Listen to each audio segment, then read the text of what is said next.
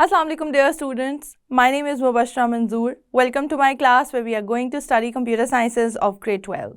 आज का जो हमारा टॉपिक है it is conditional operators. Operators हम already C में कौन कौन से होते हैं डिस्कस कर चुके हैं, but this is an additional operator that we are going to discuss. It is quite similar to what we do in conditional statements, but again I would like to mention that conditional statement and conditional operator are two different things. So dear student, जैसे कि मैंने आपको बताया कि हमारा आज का topic है कंडीशनल ऑपरेटर्स. कंडीशनल ऑपरेटर्स क्या होते हैं? Conditional operator are decision making operators like all other operators, but it is a ternary operator. अब तक हमने जितने ऑपरेटर्स डिस्कस किए थे वो either they were unary operators और they were binary operators. Ternary operator का मतलब ये है कि इसके अंदर ऑपरेंड्स कितने हो सकते हैं? 3 ऑपरेंड होंगे. ठीक है. सो जो आपका कंडीशनल ऑपरेटर है that is a ternary operator which means that it will have 3 operands. It is used as an alternative to if else condition. क्या मतलब हुआ इस बात का? इसका मतलब ये हुआ कि हम इफ एल्स की कंडीशन यूज़ करने के बजाय सिर्फ इस एक ऑपरेटर के थ्रू सिंप्लीफाइड स्टेप्स में वही काम परफॉर्म कर सकते हैं जो हम इफ एल्स की कंडीशन के थ्रू यूजिंग अ सिंटैक्स करवाते हैं. अब जब हम बात करते हैं इस ऑपरेटर की विच is conditional operator, that is conditional operator कि ये कंडीशनल ऑपरेटर जो है वो कंडीशनल स्टेटमेंट्स के ऑल्टरनेटिव के तौर पे यूज़ होता है. ये 2 सिंबल से रिप्रेजेंट किया जाता है, एक क्वेश्चन मार्क और एक कॉलन. अब आप ये सोच रहे होंगे कि अभी तक जितने भी हमने ऑपरेटर्स डिस्कस किए हैं उसमें एक ही सिंबल होता था, जैसे एडिशन है या नॉट ऑपरेटर है या सब्ट्रैक्शन है या इवन लॉजिकल ऑपरेटर्स में डबल एंड है और की जो स्लैशेस हैं, they all are the ones जो कि सिंगल ऑपरेटर होता था और उसके साइड्स पे 2 ऑपरेंड जो हैं वो डिफाइंड होते थे या एक्सप्रेशंस डिफाइंड होते थे. जैसे कि मैंने आपको पहले बताया था कि इस केस में आपके पास ऑपरेंड्स जो हैं वो 3 हैं. दैट इज़ वाई आपके पास ऑपरेटर के सिंबल्स जो हैं वो 2 यूज़ हो रहे हैं. Let's have a look at the syntax of this expression. क्या चीज़ है कि आपके पास फर्स्ट चीज़ क्या है? That is expression. सेकेंड है question mark which is conditional operator. Then you have first statement for true condition. Then you have a colon. And then you have a condition, a statement, which will execute if the condition or expression is false. अगर आप देखें तो जो चीज़ आप इस तरह से if else के थ्रू, यहाँ पे restriction क्या है कि your expression or your condition will either be relational or it will be logical. That makes also sense, right? क्योंकि अगर आप कहते हैं कि आपके पास जो स्टेटमेंट्स एग्जीक्यूट होनी है बेस्ड ऑन एक्सप्रेशन होंगी, यानी एक्सप्रेशन के ट्रू या फॉल्स होने की वजह से फर्स्ट स्टेटमेंट या सेकंड स्टेटमेंट जो है वो एग्जीक्यूट होगी, तो इसका मतलब ये है कि उस एक्सप्रेशन का या उस कंडीशन का आंसर ट्रू या फॉल्स या बुलियन फॉर्मेट में ही आना चाहिए. और उसके लिए हमारे पास 2 ही तरह के रिलेशनशिप्स अवेलेबल हैं, या तो आपके पास रिलेशनल ऑपरेटर्स हैं या फिर आपके पास लॉजिकल ऑपरेटर्स हैं. अरिथमेटिक ऑपरेटर्स का answer most of the time arithmetic ही आता है या किसी न्यूमेरिक फॉर्म में ही आंसर आता है. इसीलिए यहाँ पे लिखा हुआ है कि मेजरली जो आपका जो एक्सप्रेशन है इट यूजेस लॉजिकल ऑपरेटर्स और relational operator. It is not hard and fast, लेकिन इट इज़ द कन्वेंशन. अच्छा, अगर अब आप देखें तो आपके पास फर्स्ट कंडीशन का मतलब ये है कि यार टेस्ट कंडीशन उसको हम कहते थे इफ़ के केस में, या एक्सप्रेशन कहते थे. That is where you will give the expression कि आपको क्या चीज़ कंडीशन अप्लाई करनी है. ठीक है. उसके आगे आप एक क्वेश्चन मार्क ऐड करेंगे which is the operator symbol. उसके बाद आप लिखेंगे कि कौन सी स्टेटमेंट्स या कंपाउंड स्टेटमेंट जो हैं वो रन होनी चाहिए for the true statement, the true condition. ठीक है. अगर हम कहते हैं कि फर्स्ट जो एक्सप्रेशन है जो हमने दिया था यहाँ पे, टेस्ट स्टेटमेंट जो दी थी, टेस्ट कंडीशन जो दी थी, अगर तो वो ट्रू है तो आपकी first statement will be executed और कॉलन के बाद वाली जो स्टेटमेंट होगी वो निगलेक्ट हो जाएगी. तो इस तरह से अगर आप देखें तो हम कंपाउंड स्टेटमेंट्स को यहाँ पे ऐड नहीं कर सकते अनटिल के अनलेस कि वो कुछ इस तरह से कंपाउंड हुई हुई हों कि हम उसको ब्रैकेट्स की फॉर्म में या एक ही लाइन में उसको एग्जीक्यूट करवा सकें, या फिर टर्मिनेशन साइन के थ्रू हम उनको सेपरेट कर सकें। सो अगर आप देखें तो फर्स्ट एक्सप्रेशन अगर ट्रू होता है तो फर्स्ट जो आपकी स्टेटमेंट है वो ही रन होगी या एग्जीक्यूट होगी, कॉलन के बाद वाली स्टेटमेंट्स रन नहीं होंगी। जैसे कि इफ़ एल्स में होता है, इफ़ एल्स में आपके पास if the condition is true तो इफ़ वाला पार्ट रन होता है, एल्स वाला पार्ट रन नहीं होता। अगर कंडीशन फॉल्स हो जाती है तो ऑटोमेटिकली एल्स वाली जो स्टेटमेंट्स हैं वो रन होती हैं या एग्जीक्यूट होती हैं। अब अगर देखें तो यही टेस्ट कंडीशन अगर फेल हो जाती है या ये फॉल्स हो जाती है तो इसका मतलब होगा कि second statement has to be executed which is after the colon sign। तो आई होप आपको ये बात काफ़ी हद तक क्लियर हो गई होगी कि कंडीशनल ऑपरेटर हम किस तरह से यूज़ करते हैं। यहाँ पे अगर आप देखें तो इफ़ एल्स के जो दूसरे वेरिएंट्स हैं यानी कि else if, sequence of if या जो आपकी और कंडीशंस थी वो नेस्टेड इफ़ की, वो आपकी यहाँ पे पॉसिबल नहीं है समहाउ। लेकिन विद एन ऑपरेटर आप एटलीस्ट ऑल्टरनेटिव जो टास्क्स हैं वो परफॉर्म करवा सकते हैं, यानी कि अगर आपके पास ट्रू और फॉल्स के केस में दो अलग अलग टास्क हैं तो वो आप परफॉर्म करवा सकते हैं। इसके अलावा ये सिंबल जो है एक और तरीके से भी यूज़ हो सकता है कि अगर आप किसी वेरिएबल में वैल्यू स्टोर करवाना चाह रहे हैं और वो कंडीशनल है, उसमें आप किसी तरीके से स्टोर ऐसे करवाना चाहते हैं कि अगर फॉर एग्ज़ाम्पल हम इसको ऐसे ले लेते हैं कि अगर नंबर पॉजिटिव हो तो आप उसे बी में स्टोर कर दें, अगर वो नेगेटिव हो तो स्टोर ना करें, ओरिजिनल नंबर को ही प्रिंट कर दें।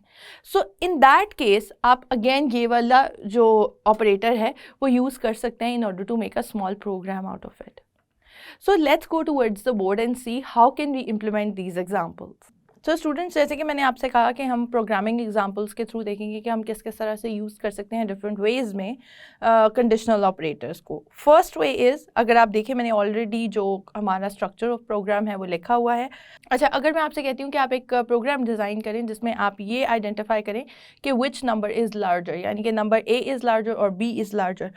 ये प्रोग्राम हम ऑलरेडी भी कर चुके हैं विद द कंडीशनल स्टेटमेंट्स, लेकिन हम देखेंगे कंडीशनल ऑपरेटर के साथ हम इसको किस तरह से चेंज कर सकते हैं। So let's change it. मैं इसके ऊपर लिख देती हूँ कि ये program is about identifying larger number. ठीक है। अच्छा, अब इसमें क्या होगा कि पहली बात तो ये कि हमें क्या करना है, हमें अपने दो वेरिएबल्स में इनपुट लेनी है। तो I take two variables of integer type a and another one b। इसके बाद वही हमारा जो नॉर्मल एक प्रैक्टिस है कि हम यूज़र से क्योंकि इनपुट ले रहे हैं तो मैं एक मैसेज प्रिंट करवाऊंगी कि एंटर फर्स्ट नंबर या एंटर योर नंबर्स। मैं यहाँ पे एंटर फर्स्ट नंबर कर देती हूँ। फर्स्ट नंबर में जब आप वैल्यू लेंगे तो वो आप %d करेंगे क्योंकि ऑब्वियसली जो हमारा जो टाइप है इंटीजर की वो डेटा टाइप है, और मैं उसे कहती हूँ कि आप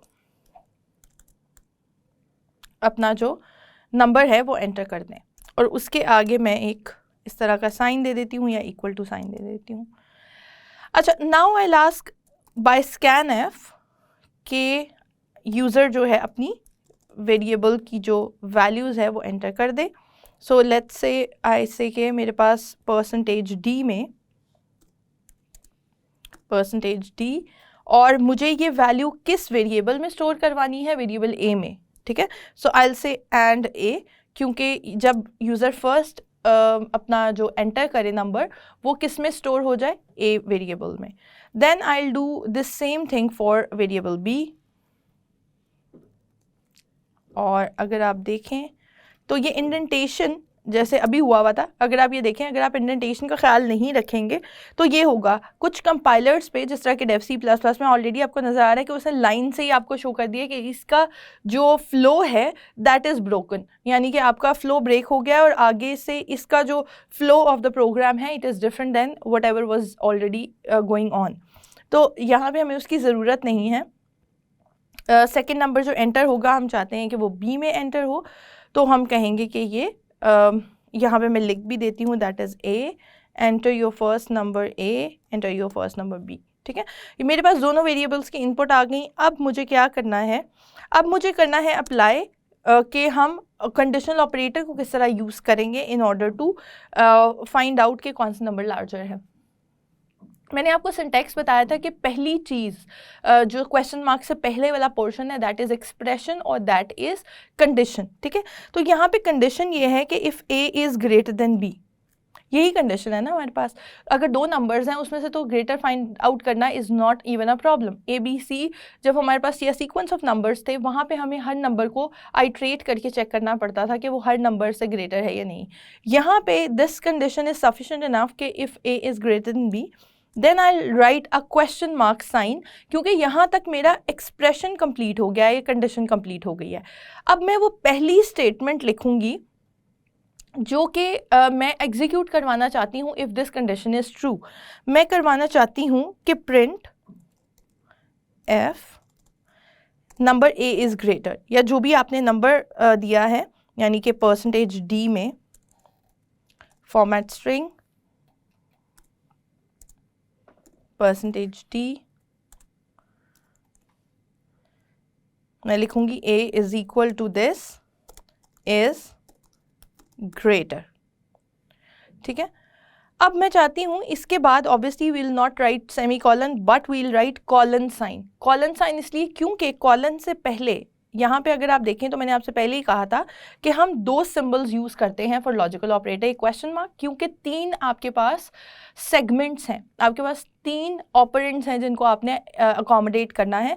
पहला है एक्सप्रेशन जो आपने क्वेश्चन मार्क से पहले लिख दिया, उसके बाद आपने क्वेश्चन मार्क के बाद पहली स्टेटमेंट लिखी जो कि सिर्फ और सिर्फ तब रन होगी जब वो एक्सप्रेशन का आंसर जो है वो ट्रू है।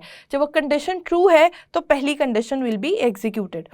Second condition will be executed अगर ये वाली जो आपकी फर्स्ट कंडीशन थी, टेस्ट कंडीशन थी, अगर वो फॉल्स हो जाती है तो आपके पास ये कंडीशन रन होगी, यानी कि मैं कहूँगी b इज़ इक्वल टू, अच्छा यहाँ पे हमने उसको बताया नहीं कि उसने कहाँ से वैल्यू गेट करनी है, ये एंड b इज़ ग्रेटर, और उसके साथ में इसको यहाँ पे b दे देती हूँ।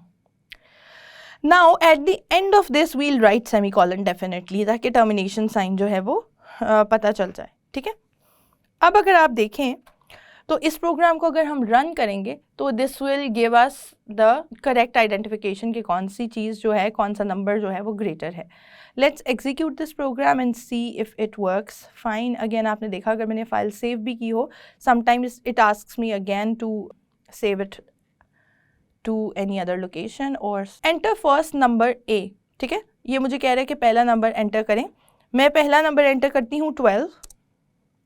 It's asking me enter second number, अच्छा मैंने वहाँ पे भी फर्स्ट लिख दिया हुआ है, we can just go and change it, second number it is equal to B. Let's execute it again and see जी।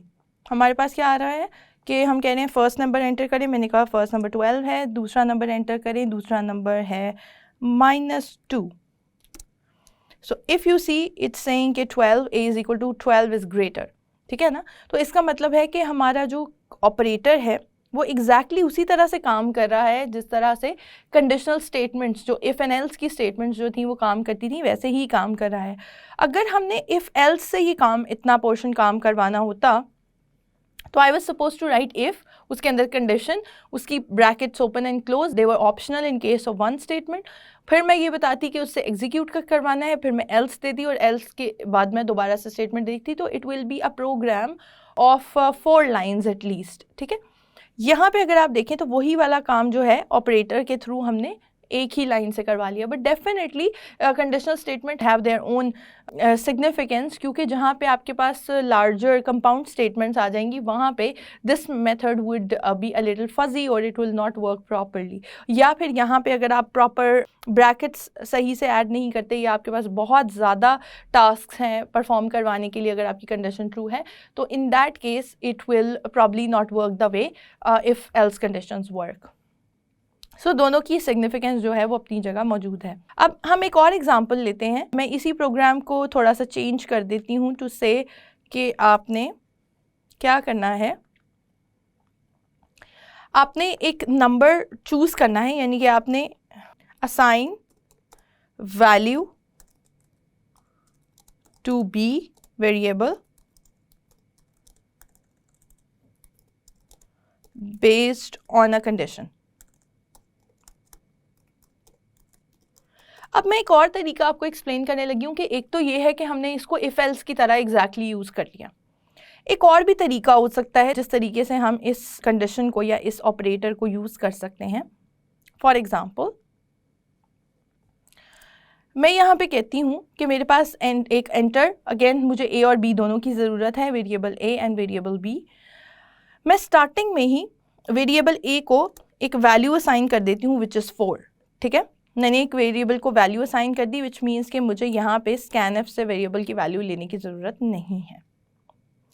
ये भी लेने की ज़रूरत नहीं है क्योंकि मैं क्या करना चाह रही हूँ, मैं कंडीशनल वैल्यू असाइन करना चाह रही हूँ टू बी। अब यहाँ पे I will say B is equal to,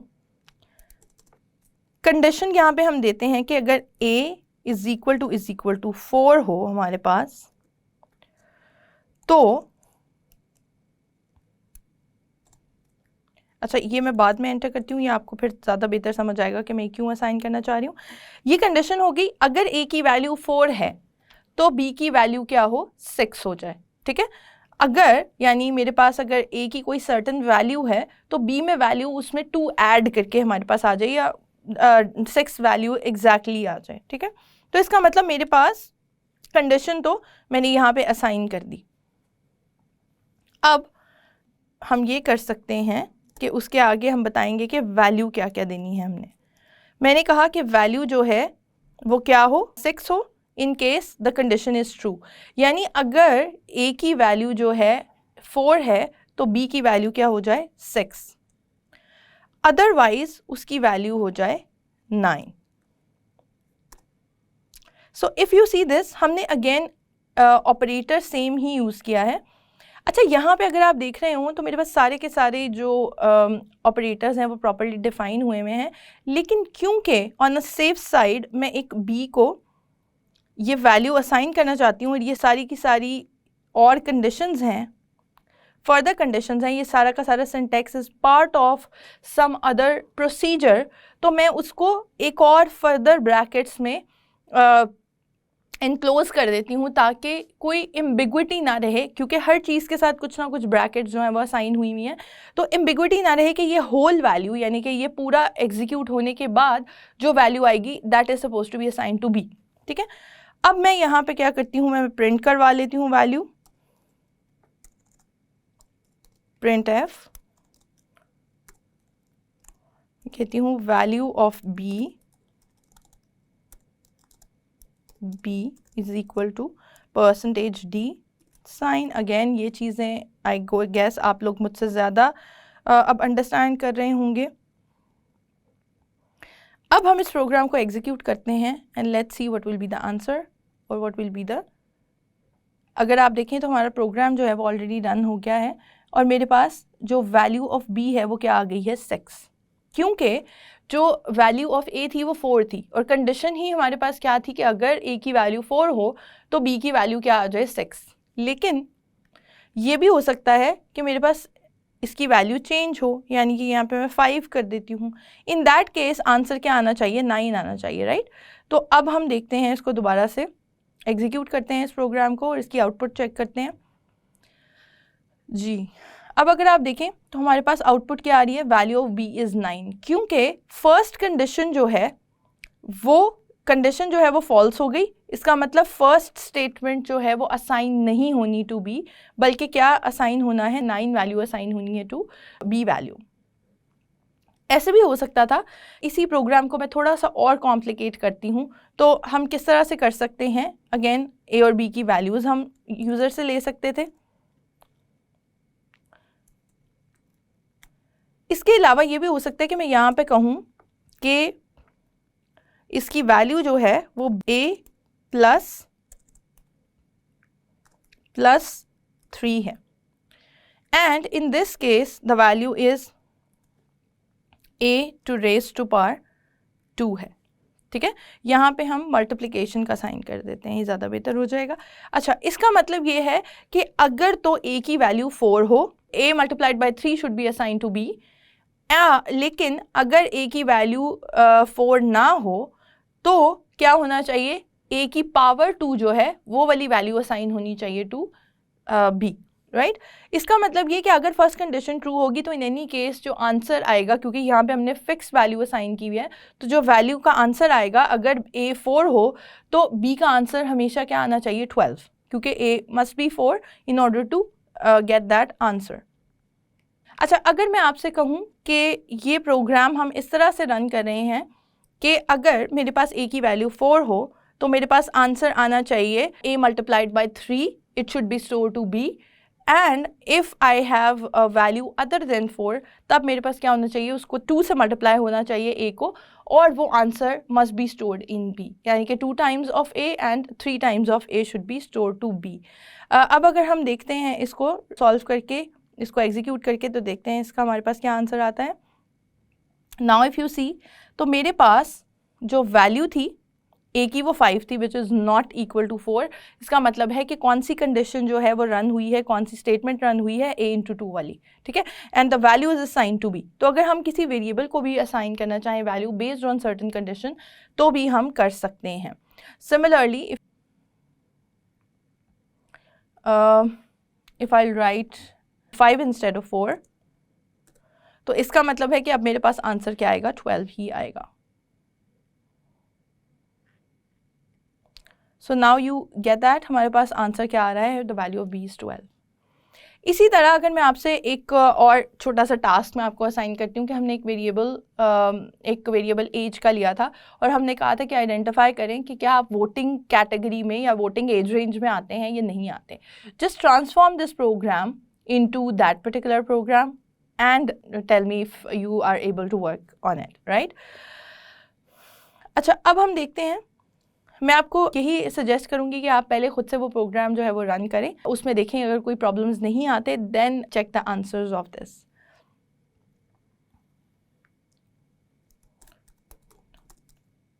identify voting age range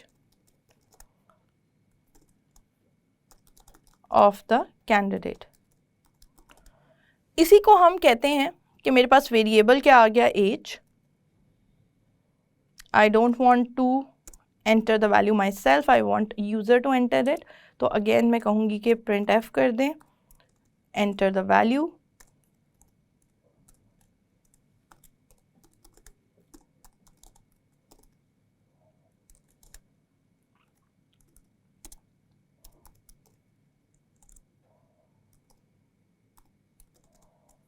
आप लोग इस तरह से नहीं करेंगे कि मैं तो ये करी होती हूँ बिकॉज ऑफ द ईज़ कि मुझे हर दफ़ा एक नई ड्यूरिंग द लेक्चर मुझे बार बार फाइल्स क्रिएट ना करनी पड़े, तो मैं उसी प्रोग्राम को अब चेंज कर लेती हूँ। लेकिन earlier I use to do this कि मैं एक अलग प्रोग्राम बनाती थी और उसे अलग फाइल में सेव करती थी। मैं अभी भी यही करती हूँ। तो अगर आप सेव करना चाहते हैं तो save it as a different file और डिफरेंट प्रोजेक्ट, और save multiple files into same project, ठीक है।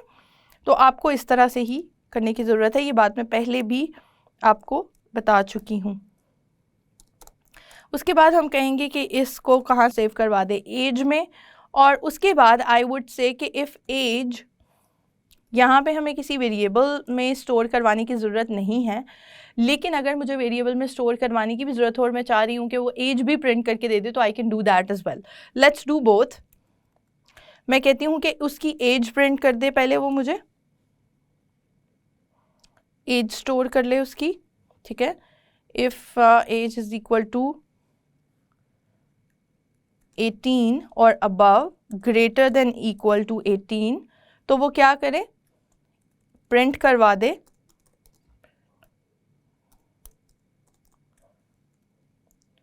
कि यू आर।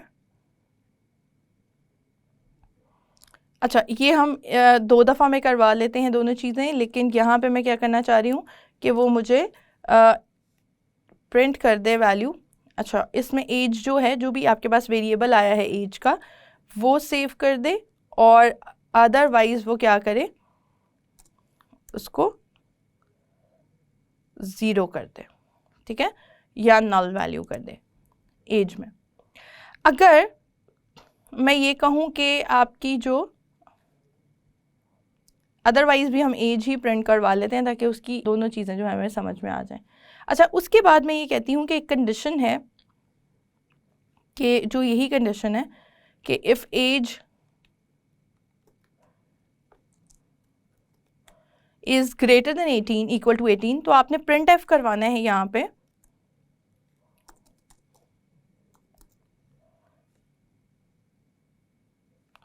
प्रिंट एफ क्या करवाऊंगी मैं उसे कहूँगी कि you are into you are allowed to vote.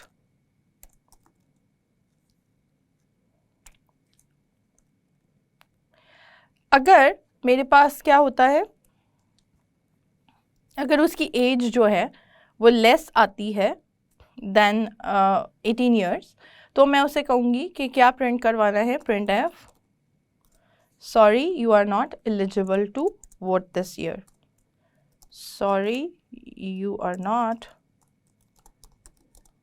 eligible।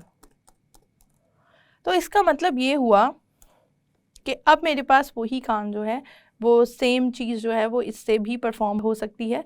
यानी मैं क्या कर रही हूँ, मैं उसे कह रही हूँ कि तब प्रिंट करवा दे आंसर। अच्छा, हमने इसके आगे सेमीकोलन का साइन नहीं डाला था, so it give us some error, let's do that again. Okay, so वो मुझे कह रहे हैं कि अब एज एंटर करें, let's suppose I say it's 22, तो वो कह रहा है you are allowed to vote. ठीक है, सिमिलरली इफ़ आई विल से कि मेरे पास जो एज है दैट इज़ 12, तो इट सेज के आपके पास क्या है, यू आर नॉट एलिजिबल। ये भी हो सकता है कि यहाँ पे ही मैं एक प्रिंट एफ भी करवा लूँ एज का वेरिएबल, के एज इज इक्वल टू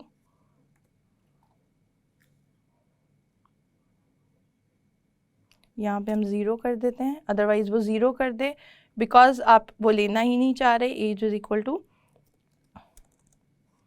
और उसके आगे परसेंटेज डी साइन हम डाल देते हैं एंड कॉमा अपने वो वेरिएबल कौन से लेना है, एज से। So let's do that as well. तो वो क्या करेगा, आपकी एज भी प्रिंट कर देगा इन केस वो ग्रेटर देन इक्वल टू 18 है। तो अब मैं उसे कह रही हूँ कि एज जो है ना वो 46 है फॉर एग्ज़ाम्पल, तो उसने क्या किया है, एज भी प्रिंट कर दी है, age is equal to 46, you are allowed to. इसी तरह अगर मैं इसको एग्जीक्यूट दोबारा से करूँ तो क्या होगा, मैं इसे कहती हूँ कि एज इज़ 13, तो अब आप अगर देखें तो उसने एज में ज़ीरो प्लेस कर दिया है क्योंकि हमें एज का जो नंबर था वो उसकी ज़रूरत नहीं थी। So with this I hope आपको इनफ एग्जांपल समझ आ गई होंगी कि हमने क्या क्या इसके साथ कर सकते हैं। जितनी भी कंडीशनल की एग्जांपल्स हम ऑलरेडी कर चुके हैं, आप उसे कंडीशनल ऑपरेटर्स के साथ भी ट्राई कर सकते हैं। I hope that is understandable and that is easy to understand.